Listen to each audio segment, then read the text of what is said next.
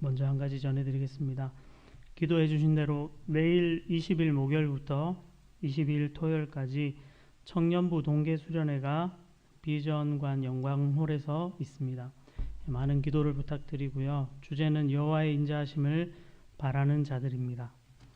오늘 함께 보실 하나님 말씀은 신약 성경 요한복음 12장 24절에서 26절까지의 말씀입니다.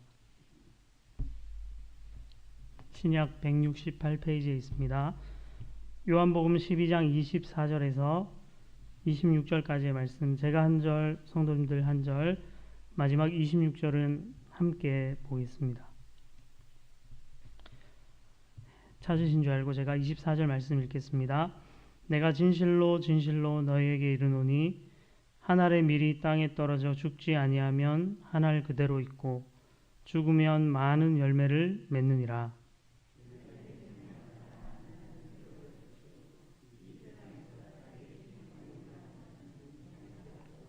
함께 보겠습니다. 사람이 나를 섬기려면 나를 따르라.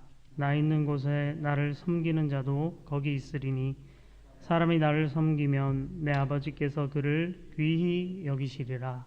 아멘. 네, 아멘교회에 와서 이제 수요예배 첫 설교를 하는데 긴장이 많이 됩니다. 목사가 된 지 이제 3년, 만 3년이 조금 지나서 이제 초보 목사라고 아직 할 수 있는데 겁이 많습니다. 제가 겁쟁이라 가지고요. 네, 하나님께서 많은 성도들 앞에 말씀 전하도록 부르셔서 하는데 할 때마다 아직은 좀 떨리고 청년부 예배 가도 비슷해요. 네, 우리 성도님들 말씀 들으시면서 부족하지만 은혜 누리는 그런 예배 시간 되면 좋겠습니다. 오늘 이 본문의 말씀을 의지해서 한 알의 밀알이 죽으면 이라는 제목으로 말씀을 전합니다.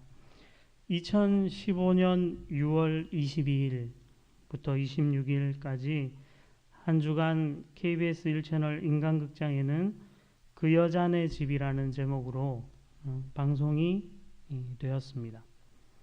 인간극장 그 여자네 집은 충남 금산군 추부면에 사는 김수님, 최영두 씨 부부의 가족 이야기였는데 김수님 씨 가정은 그녀가 20대 중반에 남편과 결혼해서 딸 하나, 아들 하나를 낳고 평범하게 살아가던 가정이었습니다.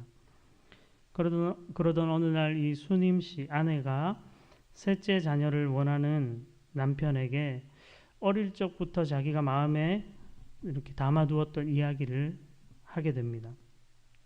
이 수님 씨는 고등학생 때부터 20대 초반까지 보육원의 봉사활동을 다녔다고 합니다. 하루는 보육원 봉사를 마치고 집으로 돌아가려고 하는데 그 보육원에서 지내던 한 아이가 이런 말을 했습니다. 언니는 좋겠다.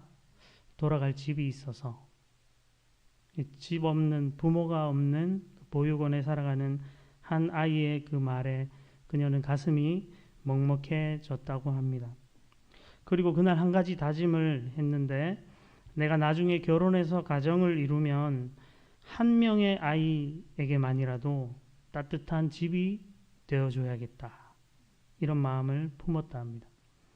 그녀가 이 이야기를 남편에게 꺼냈고 남편은 그 이야기를 듣고 시간을 달라고 말했습니다.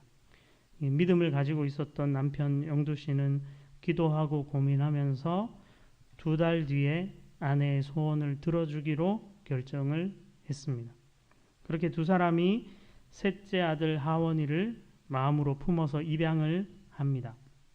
그 후에 넷째 신원이, 다섯째, 여섯째 여원이와 소원이까지 4명의 아이들에게 부부는 가족이 되어 주었습니다.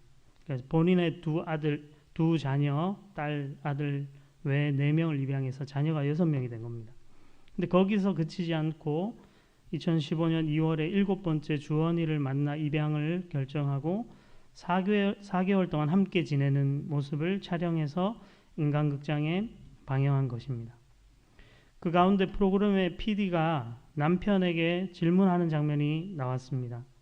이 최영두 씨 남편은 커다란 트럭을 수리하는 정비소를 운영하면서 이 손에 늘 기름때를 묻히고 사는 그런 남자분이었는데, 아내와 7명의 자녀를 돌보기 위해서 부지런히 수고하는 이 남편의 삶은 보기에 참 귀하고 아름다웠습니다.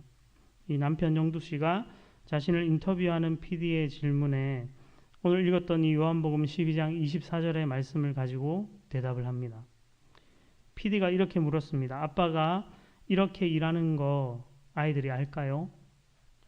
영두 씨가 그런 거 생각해 본 적이 없어요. 알아달라고 생각해 본 적도 없고 기대하지도 않습니다. 나레이션이 이렇게 흘러나옵니다. 주원이까지 입양이 결정되면 영두 씨는 이제 7 아이의 아빠가 된다. 그때 영두 씨가 이렇게 답을 합니다. 제가 가고자 하는 삶이 뭐냐면요, 제대로 썩는 거예요. PD가 무슨 뜻인지를 묻습니다. 남편이 이렇게 답했습니다. 밀 하나가 있어요. 밀이 자라서 많은 열매를 맺기 위해서는 그 씨앗이 땅 속에서 썩어 없어져야 해요. 영양분 다 제공하고요. 그 다음 열매한테. 그렇죠? 저는 제 가족한테 그런 존재이면 돼요. 그 밀이 땅 속에서 썩으면서 자신의 존재 가치를 알아달라고 맺혀지는 열매한테 이야기하지 않잖아요. 그러면서 웃었습니다. 그 뒤에 나레이션이 참 놀라웠습니다. 나레이션으로 이렇게 흘러나오는 내용이 있는데요. 모든 것을 내어주는 자녀를 향한 아버지의 사랑, 보이지 않는 그 힘이 반듯하게 자녀들을 성장시킬 것이다. 그 믿음으로 영두 씨는 하루하루의 삶을 성실하게 살아간다. 이미 그의 삶은 열매 맺었는지 모른다. 놀랍지 않습니까? KBS 공영방송에서 그 믿음으로 영두 씨는 하루하루의 삶을 성실하게 살아간다. 이미 그의 삶은 열매 맺었는지 모른다. 이렇게 말했습니다. 저는 이 방송을 보면서 요한복음 12장 24절의 말씀을 제대로 살아내는 부부를 만날 수 있었습니다. 그러면서 과연 진정 열매 맺는 삶이란 무엇인가 고민하고 반성하게 되고, 여전히 그때의 고민이 저의 마음속에 남아 있습니다.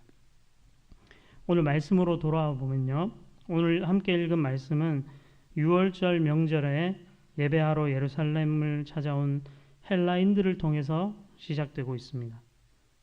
이들은 아마도 유대교로 개종했거나 적어도 유대교의 큰 감화를 받은 이방인들이었다고 생각이 되는데, 그들은 예수님의 이야기를 듣고 예수님을 만나고 싶었습니다. 이건 당연한 거죠. 요즘 시대에 예수님이 오셨다면 누구라도 예수님 만나보고 싶었을 겁니다. 호기심에라도, 아니면 무언가를 기대하면서 예수님을 찾았을 겁니다. 오병이어의 기적을 베풀고 죽은 사람을 살리며 병든 사람을 고치고 천국 복음을 전하는 예수님이 궁금한 것은 당연한 일입니다.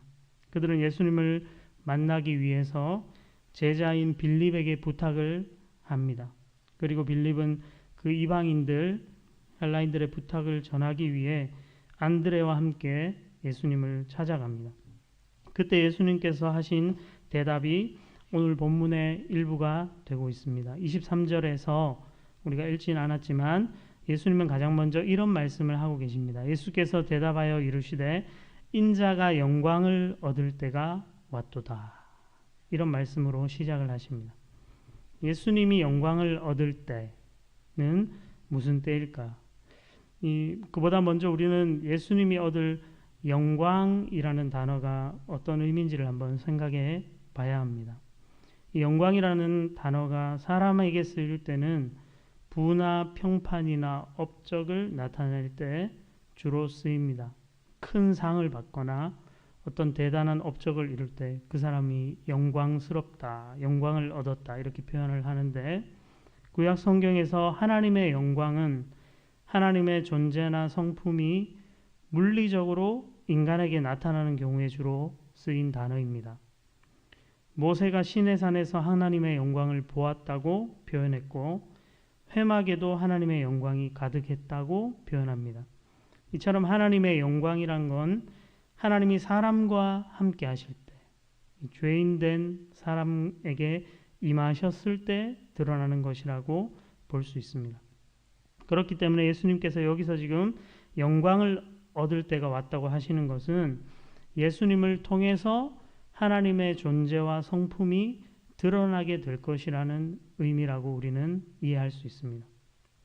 이 말씀 전후의 내용을 보면은 예수님이 영광 얻을 때는 곧 예수님의 십자가의 사건을 의미한다는 것을 우리는 알게 되는데, 예수님이 얻으시는 영광은 하나님의 그 뜻이 죄인을 구원하기 위해 예수님을 통해서 십자가 위에 드러내시는 그 하나님의 뜻이 이 세상 가운데 임할 것이고, 그때 하나님의 영광이 임하는 것이라고 우리는 볼 수 있습니다.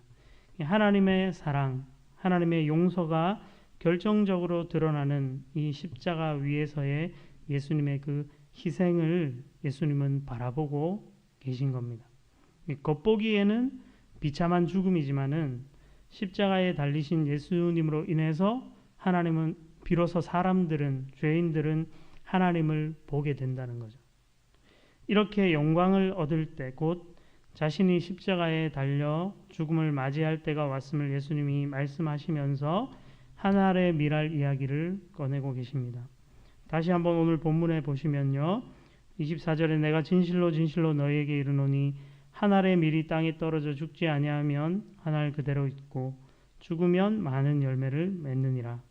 자기의 생명을 사랑하는 자는 잃어버릴 것이요 이 세상에서 자기의 생명을 미워하는 자는 영생하도록 보존하리라. 이렇게 예수님께서 말씀하십니다. 하늘의 미랄이 땅에 떨어져 죽는 일을 통해 많은 열매가 맺혀진다는 겁니다. 당시 사람들이 들었을 때 이 이야기는 쉽게 이해할 수 있는 이치입니다. 밀은 당시에 매우 흔한 작물이었기 때문에 그렇습니다. 일반적으로 밀은 땅에 심겨서 10일 정도 지나면은 싹을 틔운다고 합니다. 여기에도 농사를 지어 보신 분들이 계시겠지만 씨앗이 땅에 떨어져서 자신의 모습은 없어지고 새로운 싹을 틔우고 자라 열매를 맺게 합니다. 그런 희생을 통해서 생명을 얻게 된다는 것입니다. 그렇기 때문에 자기의 생명을 사랑하는 자는 잃어버릴 것이고 열매를 맺지 못할 것이고, 반대로 자기의 생명을 미워하는 자는 영생하도록 보존하리라고 하십니다. 이거 참으로 역설적인 이야기인데, 왜냐하면 우리가 살아가는 이 세상 속에는 자기 생명을 사랑하는 사람들로 가득하기 때문에 그렇습니다. 디모데후서 3장 12절 말씀해 보시면 너희는 이것을 알라. 말세에 고통하는 때가 이르러 사람들이 자기를 사랑하며 돈을 사랑하며 자랑하며 교만하며 비방하며 부모를 거역하며 감사하지 아니하며 거룩하지 아니하며, 이렇게 말씀이 이어집니다. 한 번뿐인 생명을 지키고 또 가꾸기 위해서 갖은 애를 쓰면서 현대사회의 이 세상은 살아갑니다. 생명을 지키고 가꾸기 위해 필요한 것들에 집착하죠. 먹고 사는 문제에 목숨 겁니다. 어려서부터 교육에 몰두하고 자녀들을 좋은 대학에 보내기 위해 애를 쓰고, 그 다음에는 좋은 직업을 얻어야 하고, 그 후에는 좋은 배우자를 만나는 일에 모든 걸 거는 것처럼 삽니다. 그러면서 사람들은 자기 생명에 대한 집착 때문에 다른 사람의 생명에 대해서는 무관심한 사람이 돼갑니다. 이런 삶을 통해서는 생명을 얻을 수 없는 것이죠. 자기를 사랑하는 자는 생명을 잃는 겁니다. 반대로 자신의 생명을 미워할 때 역설적으로 영원한 생명을 소유할 수 있다고 예수님은 가르쳐 주셨습니다. 유진 피터슨 목사님은 25절 말씀을 그의 메시지 성경에서 이렇게 번역합니다. 그러나 앞뒤를 재지 않는 사랑으로 그 목숨을 버리는 사람은 참되고 영원한 생명을 얻게 될 것이다. 칼빈은 이렇게 말했습니다. 하늘에 속한 생명은 이 세상에서 나그네와 행인이 될 때에만 상속받을 수 있다. 또한 자신의 안전을 염려하면 할수록 하나님 나라, 즉 진정한 생명에서 멀어진다. 이런 말도 칼빈은 했습니다.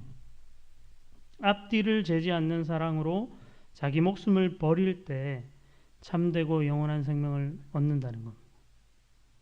하늘에 속한 생명은, 그 영원한 천국의 생명은 이 세상을 나그네와 행인처럼 살 때만 상속받을 수 있다고 칼빈은 분명히 이야기했습니다. 이런 말씀을 들으면 여러분은 어떤 기분이 드십니까? 저는 싫습니다. 이런 성경의 가르침이 솔직히 불편합니다. 이런 역설적인 삶을 맞이할 용기와 믿음이 저에게는 없다고 생각되기 때문에 그렇습니다. 하지만 우리가 진정 예수님의 제자라면 우리는 예수님의 말씀을 따라서 하늘의 미랄처럼 썩어지고 죽는 삶을 통해 열매를 맺어가야 합니다.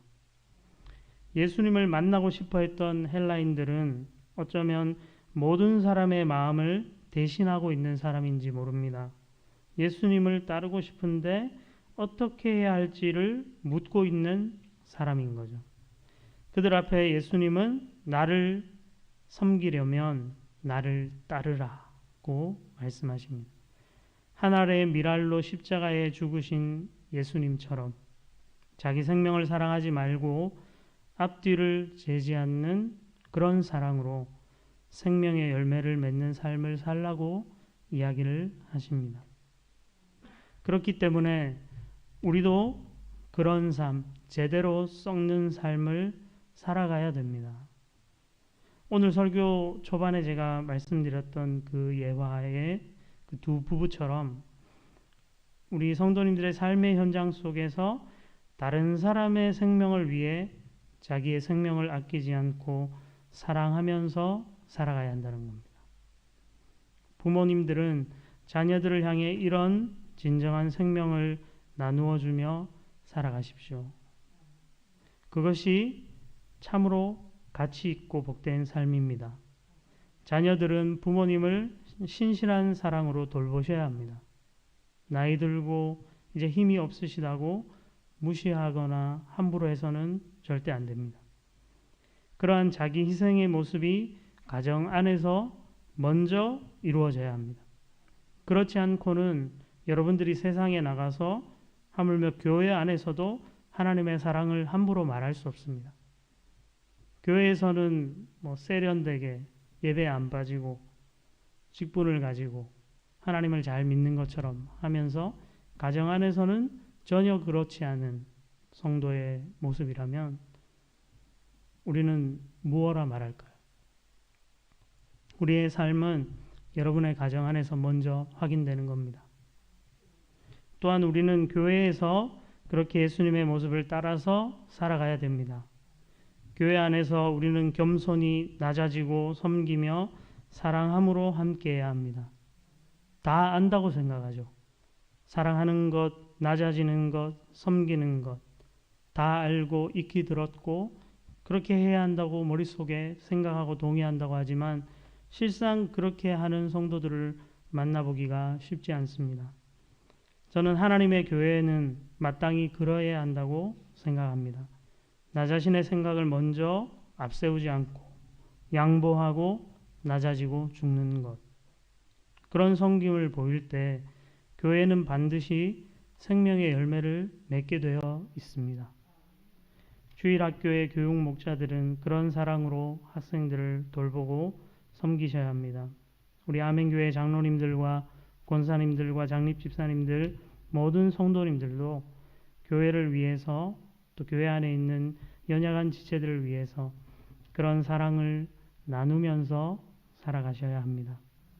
자기를 희생하는 그 삶, 자기 생명을 내어놓는 그 삶은 반드시 다른 생명을 낳게 될 것이기 때문에 그렇습니다. 그러면 예수님은 우리에게 이렇게 힘들고 고돼 보이는 자기 희생의 삶을 요구하는 것으로 마치고 계실까요? 이러한 삶을 사는 사람에게는 어떤 복이 임하는 걸까요? 26절 하반절에 예수님은 이렇게 분명히 얘기하십니다. 사람이 나를 섬기면 아버지께서 그를 귀히 여기시리라. 아멘. 메시지 성경에서 유진 피터슨 목사님은 조금 직설적으로 얘기했습니다. 사람이 나를 섬기면 아버지께서 높여주시고 상 주실 것이다. 우리 성도님도 좋아하시는 거잖아요. 높아지고 상 받는 거. 직설적으로 유진 피터슨 목사님 그렇게 번역을 했는데 우리 한글 성경에는 점잖게 아버지께서 그를 귀히 여기시리라. 근데 저는 이 말씀이 훨씬 좋습니다. 귀하게 여겨주신다는 거죠. 그런 삶을 살아가는 사람을 하나님은 귀하게 여기십니다. 죄 많고 추한 인생이 예수님을 만나고 예수님의 십자가 사랑 때문에 생명을 얻고 예수님을 따라서 살 때 하나님은 그런 사람을 귀하게 여기실 것이라고 합니다. 이보다 더 큰 위로와 축복은 사람에게 없습니다. 세상의 높은 자들이 우리를 칭찬하고 귀하게 여겨도 누구의 상을 받고 대통령의 상을 받아도 큰 영광과 감사함으로 여기는데 하물며 천지 만물을 지으신 하나님께서 우리를 귀하게 여기신다면 이건 얼마나 큰 은혜인가요? 세상의 어떤 것과도 바꿀 수 없는 복입니다. 하나님께서 우리를 귀하게 여기시면 그러한 축복은 우리 삶에서도 결과물들로 드러나게 되어 있습니다. 하나님의 말씀을 따라 미랄처럼 살기로 마음먹고 순종했던 이 김수님 최영두 씨의 삶에는 과연 어떤 복이 임했을까요? 아내와 7명의 자녀를 가지게 된 이 남편. 저는 딸만 둘인데 어깨가 무거워서 죽을 것 같습니다. 계속 누워서 좀 쉴라 해도 제 막 배 위로 올라오고 뺨을 얼굴을 막 때리고 둘째는 발로 차고 힘이 너무 들어요. 근데 오늘 이 예화에서 언급한 이 최영두 씨는 친자녀 둘 외에도 5명의 자녀를 지금 입양했는데 어떻게 그것을 감당할까? 근데 그보다 더 궁금한 점은 이 김수님 최영두 씨의 친자녀 2명이었습니다. 그들은 부모를 어떻게 바라볼까? 그 자녀들이 그런 부모의 사랑을 받고 자라서 어떻게 성장했을 것 같습니까? 첫째 딸 혜원 양은 당시 20살로 대학생이었습니다. 방송 끝에 나온 인터뷰에 딸이 이런 인터뷰를 합니다. 저는 아빠 같은 사람을 만나서 엄마처럼 살고 싶어요. 부모를 향한 이런 평가 중에 가장 귀하고 복된 평가 아닙니까? 아빠 같은 사람을 만나서 엄마처럼 살고 싶다. 자기 부모의 모습이 자기가 살아갈 삶의 모습을 가지고 있다고 인정하는 거죠. 우리 성도님들도 이런 이야기를 들으시면서 사셔야 됩니다. 나는 아빠 같은 사람 만나서 엄마처럼 살고 싶어요. 이런 말씀을 들으면서 사셔야 됩니다. 이 큰딸이 이렇게 얘기합니다. 아이들을 많이는 아니지만 그렇게 살면 정말 행복할 것 같아요. 그래서 빨리 가정을 꾸려서 아기도 낳고 또 입양도 해서 저도 제 가족이 있었으면 좋겠어요. PD가 묻습니다. 본인도 입양을 생각하고 있나요? 네, 대답을 하죠. 왜요? 굳이 이유를 생각해 본 적이 없거든요. 그런데 어쩌다 보니까 그게 당연하게 된 것 같아요. 저도 모르게 나도 몇째부터는 입양해서 키워야지 이렇게 생각하게 됐어요. 이유는 잘 모르겠어요. 왜 입양할 생각을 하게 된 건지. 그런데 이렇게 많이 할 생각은 없어요. 5명은 동생이 갑자기 그 6명 밑에 남동생까지 생기니까 얼마나 피곤하겠습니까? 그렇게 많이 할 생각은 없다고 인터뷰를 했습니다. 딸은 부모님의 사랑하는 삶을 보면서 자신도 그러한 삶을 담고 싶어 하게 된 겁니다.